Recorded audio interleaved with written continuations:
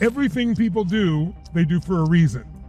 There's only so many reasons. There's a million stories, but there's only 6 reasons. 6 needs we're trying to meet. What's the first need? Do you guys remember? Certainty. We do a lot of things for certainty. Everything she was talking about to me was about certainty, if you listen. She felt uncertain. She's going to lose her child. Uncertain about, I'm going to go to jail. She was living in uncertainty, wanting certainty, but producing uncertainty over and over again by what she pictured in her head, what she did with her body. She put herself in an unresourceful state, crying sad, went back into the past, remembered selectively things. Notice when I asked questions, I got to stop distorting, deleting. We found out the picture was different than the way she made it in her head. But it was all about getting certainty. Certainty is the basic human need.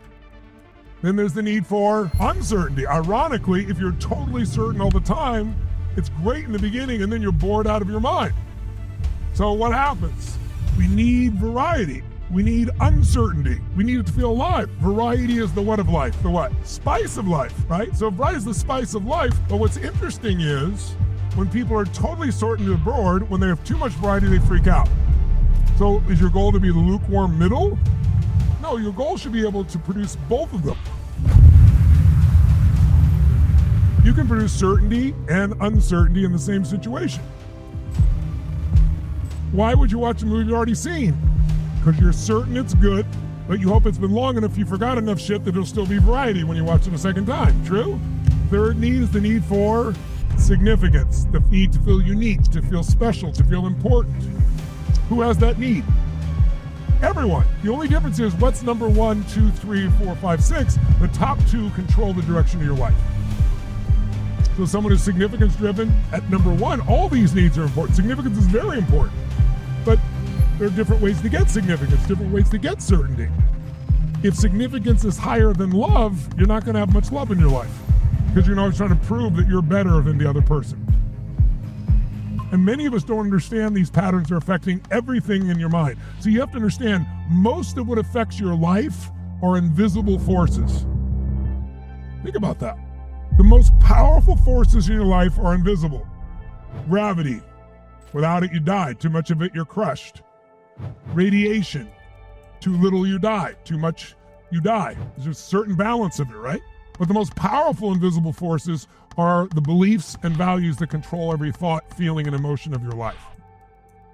Because what they generate is the thing you call your life, which is really the feelings you have, the emotions. Because it's not how many things you have. You can have all the things and want to kill yourself.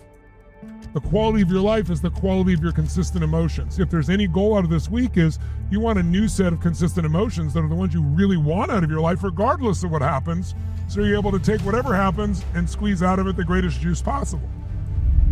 But your need structures will affect that. And I'm bringing it up because when people speak, within seconds, if you listen, they're telling you their need structures.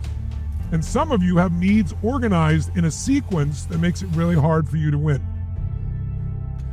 Besides significance, feeling unique and special and important, what else is another? What's the 4th need? It's love and connection. Now, what's interesting is see how certainty and uncertainty seem opposites? And if you go for one or the other, it's not enough. And to be in the middle, lukewarm, you want to learn how to make yourself certain. You want to learn how to be able to use uncertainty. If you want to be unique and certain, those people get it. And then they go, but I'm missing connection. And if they go connection, they're totally in love with somebody. It's great for a while. And they go, but what about me and my own significance? And so you see there's a push-pull between these needs that create conflicts for people if they don't understand what you're going to learn in the next few days. And by the way, connection and love are not the same thing.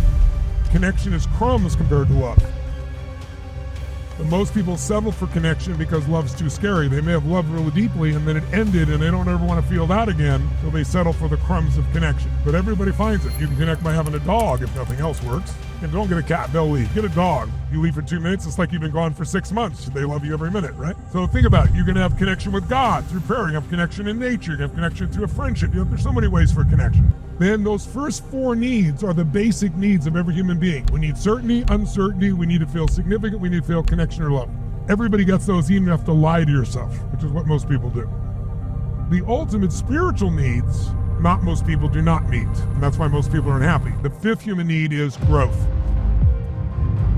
As we said earlier, you grow or you die. And when you grow, that's progress. That's when you feel alive. It's not even when you achieve the goal. It's making progress. It's the growth. And when you grow, you have something you can give, which is sixth need, which is contribution. Because as long as it's just me, you can only feel so much by yourself. That's why whenever you have a great experience in life, something really special, what's the first thing you want to do? Share it with somebody you want. When you share it, it magnifies it.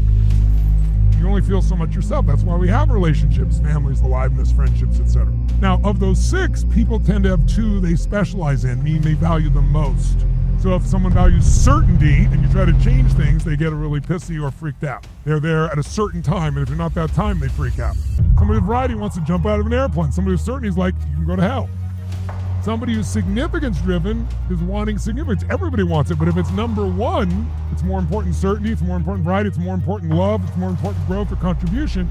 That usually creates real problems because the only way you know something significant is by comparing it to something else. And the biggest mistake we all make as humans is we unfairly compare ourselves to others who are in a different stage of life or a different level of development or a different skill set or a different focus. And we also distort, delete, and generalize how great their life is compared to ours. Which is why most people that go online, especially women, by the way, girls, young girls especially, get so depressed because they're comparing themselves to something that is totally fake and phony. People use filters, they create a world that isn't real. And then people look at themselves and go, I'm not that, I'm not enough. And it's much worse for girls because then there's the physical side of culture saying this is what's attractive or not. If you find out what the top needs are, when you're talking, you find out the needs. I already know what your problems are and what your opportunities are. If I'm going for certainty, I'm going to probably move this direction. And direction determines ultimate destination or destiny. You keep going in direction, you're going to get to a destiny. If I'm going, let's say, for uncertainty, I'm moving this direction. Does that make sense? If I'm trying to be significant, I'm going to do one thing. If I'm trying to feel love, that's another thing. Whatever's the top of your list has been controlling your life. Two people can have the same needs even, but we have different rules for meeting them. And all rules is a set of beliefs about what has to happen for me to be successful or to me to be loved or to me to be whatever. You're going to discover not only do I have needs, but to meet those needs, I've developed kind of like, imagine the target is the need I'm after, and I have like this bow and arrow. The arrow is going to be my action, and I'm going to zone in on that, how I'm going to get there through the sight, and the sight is my values. So if I want freedom as a value, I'm wanting freedom because it's going to meet some of those needs, I think. Or I want security as a value. And if we shift the order of any of this, it changes completely how your